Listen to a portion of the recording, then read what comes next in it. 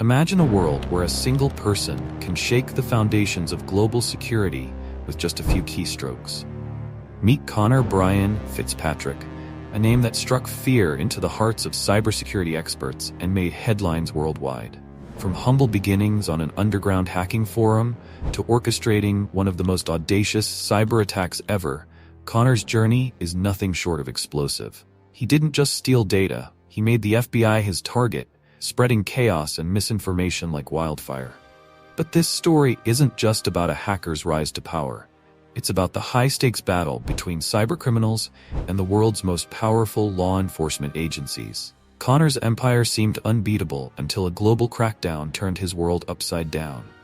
Get ready to dive into the high-octane world of cybercrime, where every click could be the end. This is the thrilling rise and fall of Conor Brian Fitzpatrick, a saga of ambition, deception, and a relentless quest for justice.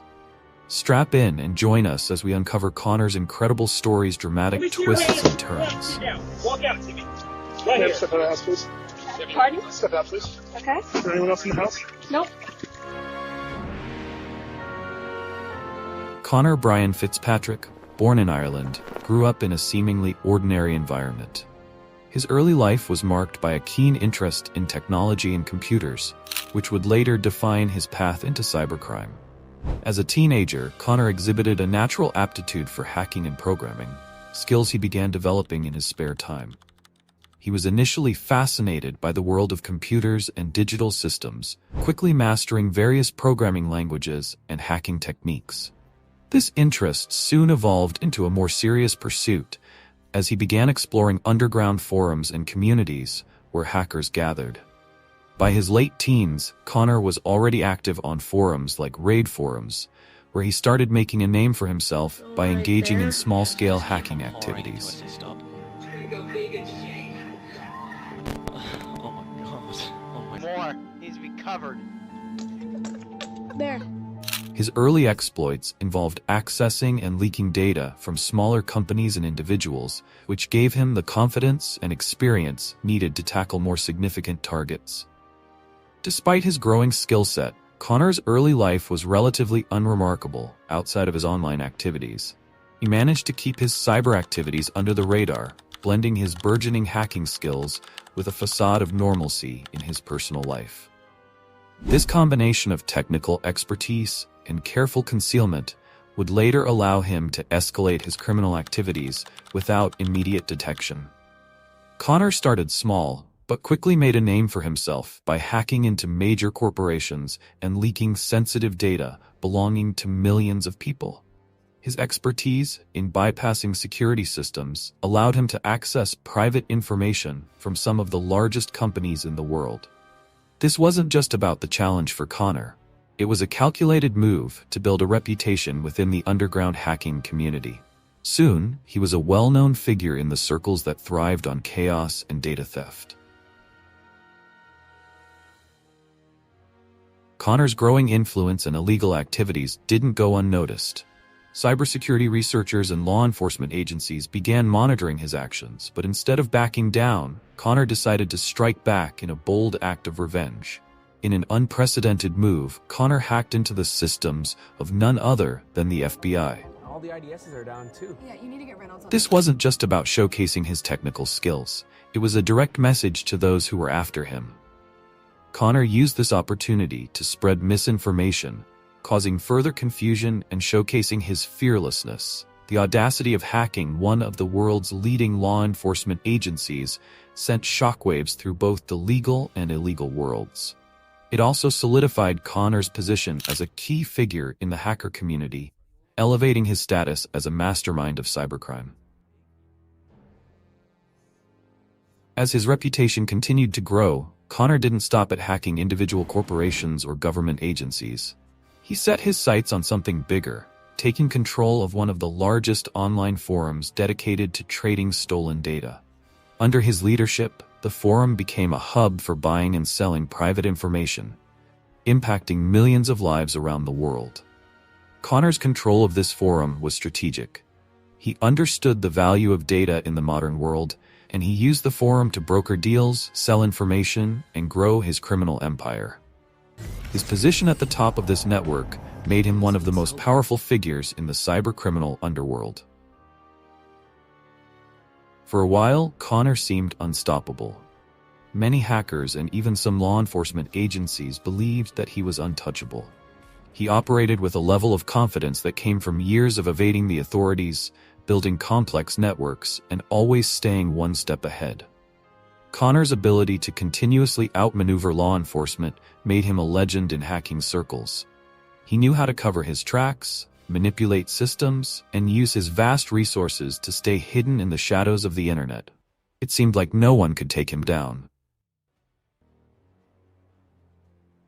However, as Conor's empire grew, so did the efforts to stop him. Law enforcement agencies from around the world, ranging from local police forces to international cybercrime units, began coordinating in secret to plan a massive takedown. These agencies worked together, gathering intelligence, tracking his movements, and waiting for the perfect moment to strike.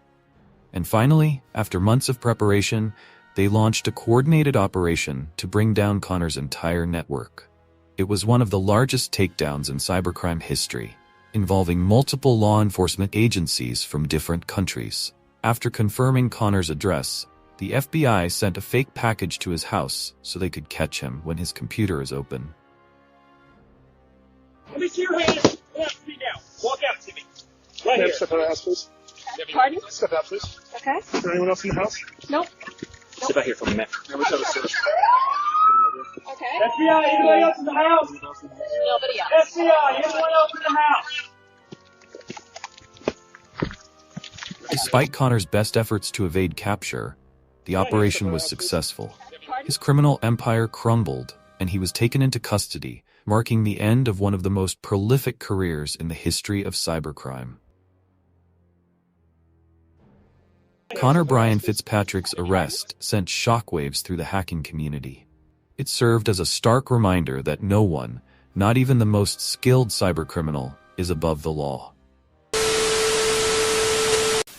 Imagine a place where you could buy anything, from exotic drugs and forged documents to hacking tools and even hitman services, all from the comfort of your home and with complete anonymity. This wasn't the plot of a dystopian novel.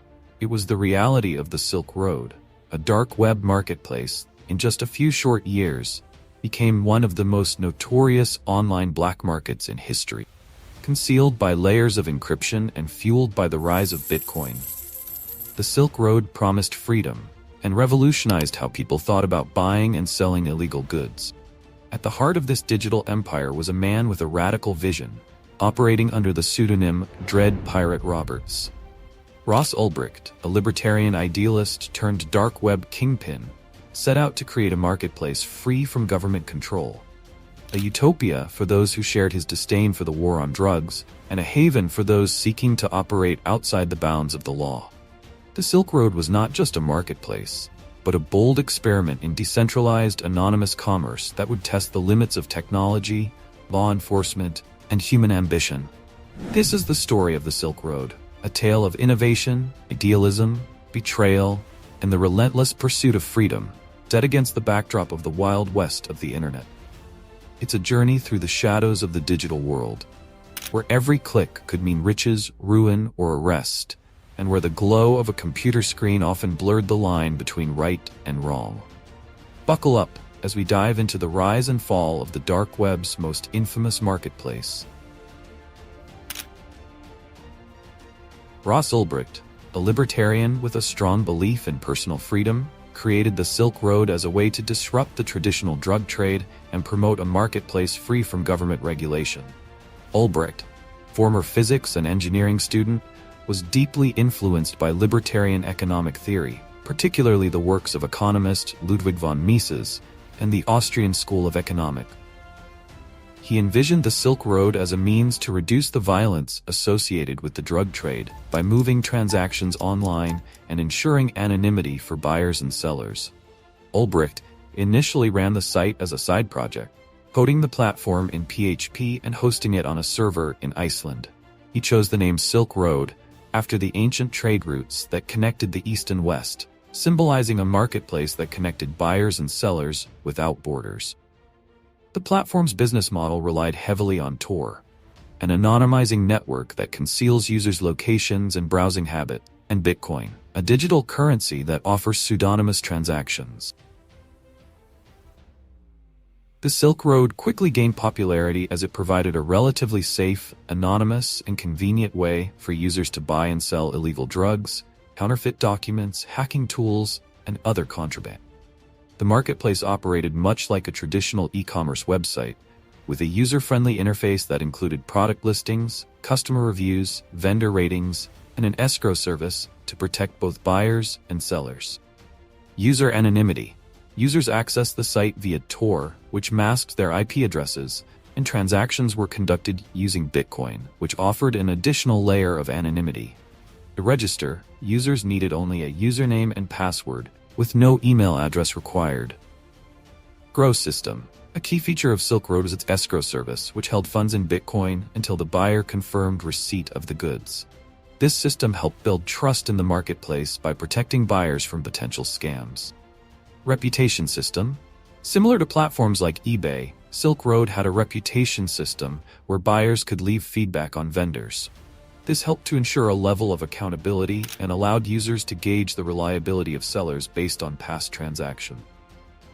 Categories of goods. Although most of the products sold on the Silk Road were illegal drugs, the marketplace also offered categories for digital goods, like hacking tools and stolen data, counterfeit items, and even services like contract killing, though there is no evidence that any murder-for-hire services were successfully carried out through the site. The Silk Road was more than just a marketplace. It fostered a community with a distinct libertarian ideology. Forums attached to the site allowed users to discuss various topics, ranging from drug safety tips to philosophical debates about the morality of the drug war. Ulbricht, under the pseudonym Dread Pirate Roberts, frequently engaged with users, promoting the idea that the Silk Road was a tool for freedom and that individuals should have the right to make their own choices about drug use. Ulbricht's persona, Dread Pirate Roberts, was inspired by a character from the movie The Princess Bride, symbolizing the idea that identity could be passed down and that the movement was bigger than any one individual. This mythos contributed to the Silk Road's cult-like following among its users. At its peak, the Silk Road had over 100,000 active users and generated an estimated $1.2 billion in total sales. The marketplace grew rapidly due to the ease of access, the variety of goods available, and the relative safety compared to street-level drug transactions. Vendors from around the world could reach a global customer base without the risks typically associated with drug trafficking. International reach. The platform's global reach meant that vendors could ship drugs across borders, often using methods like vacuum-sealed packaging and disguising shipments to look like legitimate mail. The use of Tor and Bitcoin made it extremely difficult for law enforcement to track transactions and identify users. The Silk Road's encryption and anonymity features posed significant challenges for authorities, who had little precedent for dealing with this new breed of online marketplace.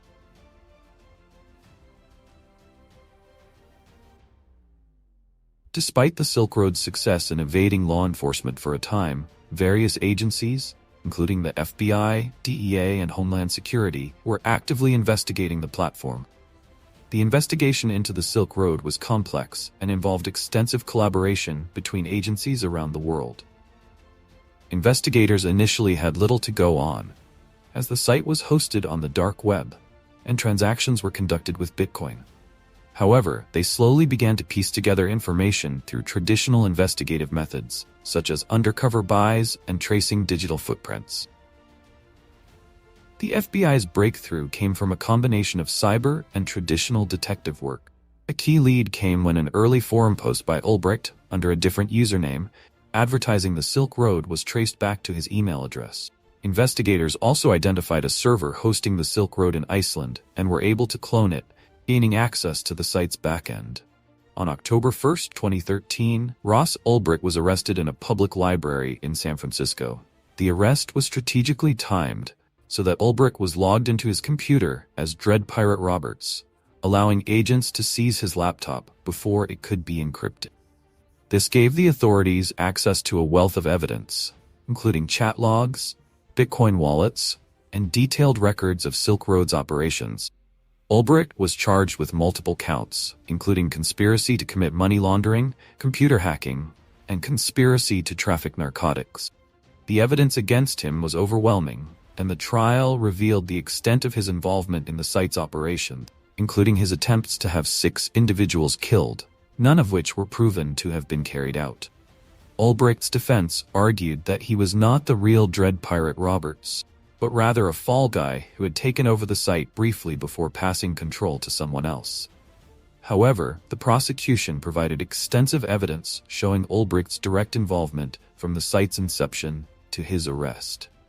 In 2015, Ross Ulbricht was found guilty on all charges and sentenced to life in prison without the possibility of parole. The harsh sentence was intended to serve as a deterrent to others who might attempt to set up similar marketplaces. The takedown of the Silk Road was seen as a major victory for law enforcement, but it also highlighted the challenges of policing the dark web. In the years following Ulbricht's arrest, numerous copycat sites emerged, such as Silk Road 2.0, Alphabay, and Hansa Market, each promising to be bigger, better, or more secure than the original. You guys do not believe that Ross, that he saw this through, that he was responsible for more than kind of the creation of Silk Road? Correct. Not for a minute. You got the call, you know, Ross is in trouble, and what went through your mind? Well, it was shocking because Ross had never been in trouble, and he has no record of anything. It was like a bomb went off in the house, you know, it's just... We had no idea that anything like that was coming.